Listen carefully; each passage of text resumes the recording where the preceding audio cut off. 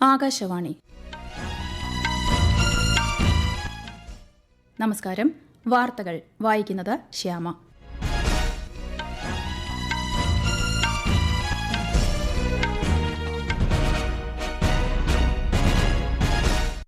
പ്രധാന വാർത്തകൾ. രാഷ്ട്രപതി ദ്രൌപദി മുർമുവിന്റെ സിക്കിം സന്ദർശനം തുടരുന്നു. സിക്കിം പോലീസിന് ഇന്ന് പ്രസിഡന്റ്സ് പോലീസ് കളർ സമ്മാനിക്കും. സ്വച്ഛ് ഭാരത് മിഷൻ 2.0 മികച്ച രീതിയിൽ നടപ്പാക്കേണ്ടതുണ്ടെന്ന് പ്രധാനമന്ത്രി നരേന്ദ്രമോദി. ന്യൂഡൽഹിയിൽ നടന്ന 51ാമത് പ്രഗതി യോഗത്തിൽ പ്രധാനമന്ത്രി പങ്കെടുത്തു. ഏകീകൃത സിവിൽ കോഡ് ബിൽ അസം നിയമസഭ പാസാക്കി. ഈ നേട്ടം കൈവരിക്കുന്ന രാജ്യത്തെ 3ാമത്തെ സംസ്ഥാനമായി അസം മാറി. മുൻ മുഖ്യമന്ത്രി പിണറായി വിജയന്റെ തിരുവനന്തപുരത്തെ വസതിയിലെ പരിശോധനയ്ക്ക് ശേഷം മടങ്ങിയ ഇഡി ഉദ്യോഗസ്ഥരെ ആക്രമിച്ച സംഭവത്തിൽ 7 പേർ പിടിയിൽ. ത്യാഗസ്മരണകൾ പുതുക്കി ഇസ്ലാം മത വിശ്വാസികൾ ഇന്ന് ബലിപെരുന്നാൾ ആഘോഷിക്കുന്നു. ആശംസകൾ നേർന്ന് പ്രമുഖർ. IPL ക്രിക്കറ്റിൽ ആദ്യ എലിമിനേറ്റർ മത്സരത്തിൽ സൺറൈസേഴ്സ് ഹൈദരാബാദിനെതിരെ രാജസ്ഥാന് 47 റൺസ് ജയം. വാർത്തകൾ വിശദമായി. പ്രസിഡന്റ്സ് പോലീസ് കളർ രാഷ്ട്രപതി ദ്രൌപദി മുർമു സിക്കിം പോലീസിന് സമ്മാനിക്കും. ഗാംഗ്ടോക്കിലെ പാൽജോർ സ്റ്റേഡിയത്തിൽ വെച്ച് നടക്കുന്ന പരേഡിൽ 400 പേരടങ്ങുന്ന പോലീസ് സംഘം പങ്കെടുക്കും. പുരസ്കാരം ലഭിക്കുന്ന രാജ്യത്തെ 15ാമത്തെയും വടക്കുകിഴക്കൻ സംസ്ഥാനങ്ങളിലെ 3ാമത്തെയും സംസ്ഥാനമാണ് സിക്കിം. സ്വച്ഛ് ഭാരത് മിഷൻ 2.0 മികച്ച രീതിയിൽ നടപ്പാക്കേണ്ടതിന്റെ ആവശ്യം എടുത്തുപറഞ്ഞ് പ്രധാനമന്ത്രി നരേന്ദ്രമോദി. കേവലം അടിസ്ഥാന സൌകര്യ വികസനത്തിനപ്പുറം പൊതുജന പങ്കാളിത്തം, നിരീക്ഷണം അടക്കമുള്ളവയിൽ കൂടെ മികച്ച ഫലം ഉണ്ടാകുന്നുണ്ടെന്ന് ഉറപ്പാക്കണമെന്നും അദ്ദേഹം ന്യൂഡൽഹിയിൽ ചേർന്ന 51ാമത് പ്രഗതി യോഗത്തിൽ പറഞ്ഞു. നഗരമേഖലകളിൽ പുരപ്പുറ സോളാർ പദ്ധതികൾ വേഗത്തിൽ നടപ്പാക്കണമെന്ന് നിർദ്ദേശിച്ച പ്രധാനമന്ത്രി പരസ്പര സഹകരണത്തിലൂടെയും സാങ്കേതികവിദ്യ അധിഷ്ഠിത വിലയിരുത്തലിലൂടെയും നദീജല തർക്കങ്ങൾ പരിഹരിക്കുന്നതിന് കെൻ ബെത്വ നദീ സംയോജന പദ്ധതിയെ മറ്റ് സംസ്ഥാനങ്ങൾ മാതൃകയാക്കണമെന്നും അഭിപ്രായപ്പെട്ടു. രാജ്യത്തെ റേഷൻ പൊതുവിതരണവുമായി ബന്ധപ്പെട്ട സാർത്ഥക് PDS പദ്ധതി ദീർഘിപ്പിക്കാൻ കേന്ദ്രമന്ത്രിസഭാ തീരുമാനം. സംസ്ഥാനങ്ങൾക്കിടയിലെ ഭക്ഷ്യധാന്യ കൈമാറ്റം ഫലപ്രദമാക്കുന്നതിനും പൊതുവിതരണ സംവിധാനത്തിന്റെ നവീകരണത്തിനും പദ്ധതി സഹായിക്കുമെന്ന് മന്ത്രിസഭാ യോഗത്തിന് ശേഷം കേന്ദ്രമന്ത്രി അശ്വനി വൈഷ്ണവ് ന്യൂഡൽഹിയിൽ മാധ്യമങ്ങളോട് പറഞ്ഞു. 25,530 കോടി രൂപയുടെ കേന്ദ്രവിഹിതം പദ്ധതിക്കായി അനുവദിക്കും. നിർമ്മൽ, ആശ, സക്ഷം എന്നീ നിർമ്മിത ബുദ്ധി ഘടകങ്ങൾ സാർത്ഥക് PDSൽ ഉൾപ്പെടുത്തുമെന്നും കേന്ദ്രമന്ത്രി വ്യക്തമാക്കി.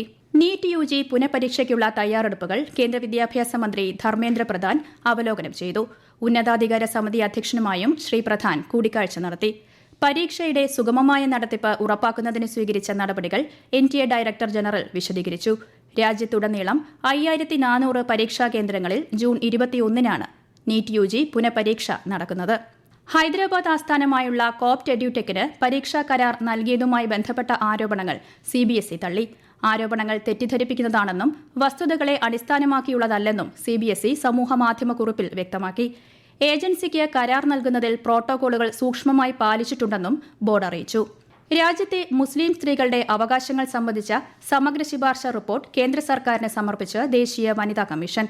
ആഭ്യന്തര മന്ത്രാലയം, വനിതാ ശിശുവികസന ന്യൂനപക്ഷ മന്ത്രാലയങ്ങൾ എന്നിവർക്കാണ് കമ്മീഷൻ റിപ്പോർട്ട് സമർപ്പിച്ചത്. വിവാഹം, പിന്തുടർച്ചാവകാശം, വിവാഹമോചനം അടക്കമുള്ളവയുമായി ബന്ധപ്പെട്ട വിഷയങ്ങളിൽ റിപ്പോർട്ടിൽ പ്രത്യേക ശ്രദ്ധ നൽകിയിട്ടുണ്ട്. യൂറോപ്യൻ യൂണിയൻ വിദേശകാര്യമന്ത്രിമാരുടെ യോഗത്തിൽ പങ്കെടുക്കാൻ വിദേശകാര്യമന്ത്രി S. ജയശങ്കർ സൈപ്രസിലെത്തി.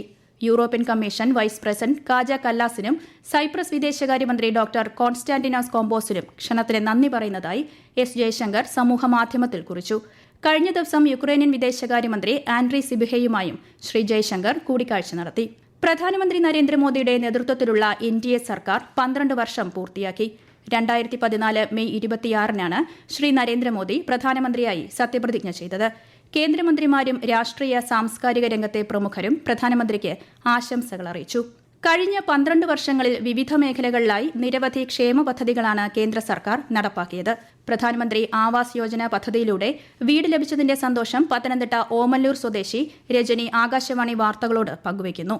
10 വർഷമായിട്ട് ഞാൻ 5 സെന്റ് ഭൂമി വാങ്ങിച്ച്, അതും സർക്കാർ തന്നത് 5 സെന്റ് ഭൂമി വാങ്ങിച്ച് ഇവിടെ വീട് താമസിക്കുമായിരുന്നു, ഒരു ഷെഡ് അടിച്ച്. അങ്ങനെ പ്രധാനമന്ത്രിയുടെ ആവാസ് യോജന ഇതിൻ്റെ പദ്ധതിയിലോട്ട് അപേക്ഷ കൊടുത്ത് അങ്ങനെ എനിക്കൊരു വീട് കിട്ടി. ഞാനും എൻ്റെ ഭർത്താവും 2 മക്കളും ഞങ്ങൾ താമസിക്കുക. പിന്നെ 2 മരുമക്കളും ഉണ്ട്, മോളും ഉണ്ട്. ഞങ്ങൾ ഇത്രയും പേര് ഇവിടെ താമസിക്കുക. അത് കിട്ടിയതിൽ ഞങ്ങൾക്ക് വലിയ ഉപകാരമുണ്ട്. അതിൽ ഞങ്ങൾക്ക് പ്രധാനമന്ത്രിയോട് എത്ര നന്ദി പറഞ്ഞാലും ഞങ്ങൾക്ക് പറ്റത്തില്ല. ഒത്തിരി ഉപകാരമുണ്ട്. പ്രധാനമന്ത്രി നരേന്ദ്രമോദി ജനങ്ങളുമായി ആശയങ്ങൾ പങ്കുവയ്ക്കുന്ന പ്രതിമാസ റേഡിയോ പ്രഭാഷണ പരിപാടി മൻ കി ബാത്തിലേക്ക് നാളെ കൂടി ജനങ്ങൾക്ക് ആശയങ്ങളും അഭിപ്രായങ്ങളും സമർപ്പിക്കാം. 1800-117800 എന്ന toll free number, Namo app, my GOV open forum എന്നിവയിലൂടെ അഭിപ്രായങ്ങൾ അറിയിക്കാവുന്നതാണ്. ഈ മാസം 31-നാണ് മൻ കി ബാത്തിന്റെ 134-ാം പതിപ്പിന്റെ പ്രക്ഷേപണം. ഈ വാർത്തകൾ ആകാശവാണിയിൽ നിന്ന്. ആകാശവാണി വാർത്തകളും വാർത്താധിഷ്ഠിത പരിപാടികളും all India radio news Thiruvananthapuram YouTube ചാനലിലും all India radio news Thiruvananthapuram Facebook പേജിലും AR News_ തിരുവനന്തപുരം ഇൻസ്റ്റഗ്രാം അക്കൌണ്ടിലും AR News_TVM X ഹാൻഡിലും ലഭ്യമാണ്. ഏകീകൃത സിവിൽ കോഡ് ബിൽ അസം നിയമസഭ പാസാക്കി. ഇതോടെ വടക്കുകിഴക്കൻ സംസ്ഥാനങ്ങളിൽ ഈ നേട്ടം കൈവരിക്കുന്ന ആദ്യ സംസ്ഥാനമാകും. രാജ്യത്ത് 3ാം സ്ഥാനവും അസം സ്വന്തമാക്കി. അസമിൽ വിവാഹം, വിവാഹമോചനം, അവകാശ പാരമ്പര്യം തുടങ്ങിയവയിൽ ഏകീകൃത സിവിൽ കോഡ് നിയമചട്ടക്കൂട് സ്ഥാപിക്കുകയെന്നതാണ് ബില്ലിന്റെ ലക്ഷ്യം. ഭരണഘടനാ പരിരക്ഷകളും ആചാരപരമായ രീതികളും സംരക്ഷിക്കുന്നതിനായി പട്ടികവർഗ വിഭാഗങ്ങളെ ബില്ലിന്റെ പരിധിയിൽ നിന്ന് ഒഴിവാക്കിയിട്ടുണ്ട്. 16ാം കേരള നിയമസഭയുടെ 1ാം സമ്മേളനത്തിലെ ഗവർണറുടെ നയപ്രഖ്യാപന പ്രസംഗം നാളെ നടക്കും. ജൂൺ 1 മുതൽ 3 വരെ ഗവർണറുടെ നയപ്രഖ്യാപനത്തിന് നന്ദി രേഖപ്പെടുത്തുന്ന ഉപക്ഷേപത്തിന് മേലുള്ള ചർച്ചയും ഉണ്ടാകും. മുൻ മുഖ്യമന്ത്രി പിണറായി വിജയന്റെ തിരുവനന്തപുരത്തെ വസതിയിൽ റെയ്ഡ് കഴിഞ്ഞിറങ്ങിയ ED ഉദ്യോഗസ്ഥരെ ആക്രമിച്ച സംഭവത്തിൽ 7 പേർ പിടിയിൽ. വധശ്രമം ഉൾപ്പെടെയുള്ള വകുപ്പുകളാണ് ഇവർക്കെതിരെ ചുമർത്തിയിരിക്കുന്നത്. CMRL എക്സാലോജിക് സാമ്പത്തിക ഇടപാടുമായി ബന്ധപ്പെട്ട കേസിൽ നിർണായകമായ രേഖകൾ പിടിച്ചെടുത്തതായി എൻഫോഴ്സ്മെന്റ് ഡയറക്ടറേറ്റ് അറിയിച്ചു. റെയ്ഡുകളിൽ വിവിധ നിക്ഷേപങ്ങളെക്കുറിച്ചുള്ള വിവരങ്ങളും ബാങ്കിലെ സ്ഥിര നിക്ഷേപ രേഖകളും കണ്ടെത്താൻ കഴിഞ്ഞിട്ടുണ്ടെന്ന് ED പുറത്തിറക്കിയ വാർത്താക്കുറിപ്പിൽ പറയുന്നു. ത്യാഗസ്മരണങ്ങൾ പുതുക്കി ഇസ്ലാം മത വിശ്വാസികൾ ഇന്ന് ബലിപെരുന്നാൾ ആഘോഷിക്കുന്നു. പ്രവാചകനായ ഇബ്രാഹിം നബി ആദ്യപുത്രനായ ഇസ്മായിലിനെ ദൈവകൽപ്പന മാനിച്ച് ബലിയർപ്പിക്കാൻ സന്നദ്ധനായതിന്റെ ഓർമ്മ പുതുക്കലാണ് വലിയ പെരുന്നാൾ. രാവിലെ മുതൽ പള്ളികളും ഈദ്ഗാഹുകളും കേന്ദ്രീകരിച്ച് നമസ്കാരവും പ്രത്യേക പ്രാർത്ഥനയും നടക്കുന്നു. മഴ സാധ്യത മുൻനിർത്തി കോഴിക്കോട് ബീച്ചിലെ ഈദ്ഗാഹ് ഒഴിവാക്കിയിട്ടുണ്ട്.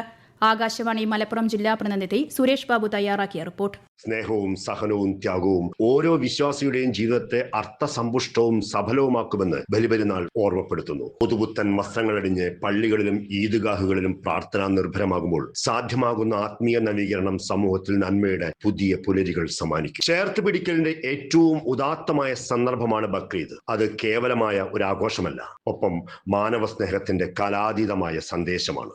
രാഷ്ട്രപതി ദ്രൌപദി മുർമു, ഗവർണർ രാജേന്ദ്ര വിശ്വനാഥ് അർലേക്കർ, മുഖ്യമന്ത്രി VD സതീശൻ, പ്രതിപക്ഷ നേതാവ് പിണറായി വിജയൻ തുടങ്ങിയവർ ബക്രീദ് ആശംസകൾ നേർന്നു. 20 വർഷക്കാലത്തെ ജയിൽവാസത്തിന് ശേഷം കോഴിക്കോട് സ്വദേശി അബ്ദുൾ റഹീം ജയിൽ മോചിതനായി ഇന്ന് നാട്ടിലേക്ക് തിരിക്കും. റിയാദിൽ നിന്നും കോഴിക്കോട്ടേക്ക് പുറപ്പെടുന്ന എയർ ഇന്ത്യ എക്സ്പ്രസിൽ അല്പസമയത്തിനകം അദ്ദേഹം കരിപ്പൂർ വിമാനത്താവളത്തിലെത്തും. ജയിൽ ഉദ്യോഗസ്ഥരാണ് റഹീമിനെ വിമാനത്താവളത്തിലെത്തിച്ച് എമിഗ്രേഷൻ ഉൾപ്പെടെയുള്ള നടപടിക്രമങ്ങൾ പൂർത്തിയാക്കിയത്. ഏഴിമല ഇന്ത്യൻ നാവിക അക്കാദമിയിൽ പരിശീലനം പൂർത്തിയാക്കിയ കേഡറ്റുകളുടെ പാസിംഗ് ഔട്ട് പരേഡ് അല്പസമയത്തിനകം ആരംഭിക്കും. അക്കാദമി ഗ്രൌണ്ടിൽ നടക്കുന്ന പരേഡിൽ ദക്ഷിണ നാവികസേന commanding in chief vice admiral Sameer Saxena മുഖ്യാതിഥിയാകും. കൂടുതൽ വിവരങ്ങളുമായി ആകാശവാണി കണ്ണൂർ ജില്ലാ പ്രതിനിധി KO ശശിധരൻ. ആകെ 311 കേഡറ്റുകളാണ് പാസിംഗ് ഔട്ട് പരേഡിൽ പങ്കെടുക്കുന്നത്. ഇതിൽ 66 വനിതാ കേഡറ്റുകളും ഉൾപ്പെടും. വിയറ്റ്നാം, സീഷെൽസ്, ടാൻസാനിയ എന്നീ രാജ്യങ്ങളിൽ നിന്നുള്ള 6 പേരും പരിശീലനം പൂർത്തിയാക്കി പരേഡിൽ അണിനിരക്കും. ഇന്നലെ നടന്ന ചടങ്ങിൽ department of scientific and industrial research secretary Dr. N. Kalaiselvi മിഡ്ഷിപ്പന്മാർക്ക് ബിരുദദാനം നടത്തി. IPL ക്രിക്കറ്റിൽ ഇന്നലെ നടന്ന എലിമിനേറ്റർ മത്സരത്തിൽ സൺറൈസേഴ്സ് ഹൈദരാബാദിനെതിരെ രാജസ്ഥാന് 47 റൺസ് വിജയം. 244 റൺ വിജയലക്ഷ്യവുമായി മറുപടി ബാറ്റിംഗിനിറങ്ങിയ ഹൈദരാബാദ് 19.2 ഓവറിൽ 196 റണ്ണിന് എല്ലാവരും പുറത്താവുകയായിരുന്നു. നാളെ നടക്കുന്ന 2ാം ക്വാളിഫയറിൽ രാജസ്ഥാൻ ഗുജറാത്തിനെ നേരിടും. പ്രധാന വാർത്തകൾ വീണ്ടും. രാഷ്ട്രപതി ദ്രൌപദി മുർമുവിന്റെ സിക്കിം സന്ദർശനം തുടരുന്നു. സിക്കിം പോലീസിന് ഇന്ന് പ്രസിഡന്റ്സ് പോലീസ് കളർ സമ്മാനിക്കും. സ്വച്ഛ് ഭാരത് മിഷൻ 2.0 മികച്ച രീതിയിൽ നടപ്പാക്കേണ്ടതുണ്ടെന്ന് പ്രധാനമന്ത്രി നരേന്ദ്രമോദി. ന്യൂഡൽഹിയിൽ നടന്ന 51ാമത് പ്രഗതി യോഗത്തിൽ പ്രധാനമന്ത്രി പങ്കെടുത്തു. ഏകീകൃത സിവിൽ കോഡ് ബിൽ അസം നിയമസഭ പാസാക്കി. ഈ നേട്ടം കൈവരിക്കുന്ന രാജ്യത്തെ 3ാമത്തെ സംസ്ഥാനമായി അസം മാറി. മുൻ മുഖ്യമന്ത്രി പിണറായി വിജയന്റെ തിരുവനന്തപുരത്തെ വസതിയിലെ പരിശോധനയ്ക്ക് ശേഷം മടങ്ങിയ ED ഉദ്യോഗസ്ഥരെ ആക്രമിച്ച സംഭവത്തിൽ 7 പേർ പിടിയിൽ. ത്യാഗസ്മരണങ്ങൾ പുതുക്കി ഇസ്ലാം മത വിശ്വാസികൾ ഇന്ന് ബലിപെരുന്നാൾ ആഘോഷിക്കുന്നു. ആശംസകൾ നേർന്ന് പ്രമുഖർ. IPL ക്രിക്കറ്റിൽ ആദ്യ എലിമിനേറ്റർ മത്സരത്തിൽ സൺറൈസേഴ്സ് ഹൈദരാബാദിനെതിരെ രാജസ്ഥാന് 47 റൺസ് ജയം. വാർത്തകൾ കഴിഞ്ഞു. അടുത്ത വാർത്താ പ്രക്ഷേപണം ഉച്ചയ്ക്ക് 12:30.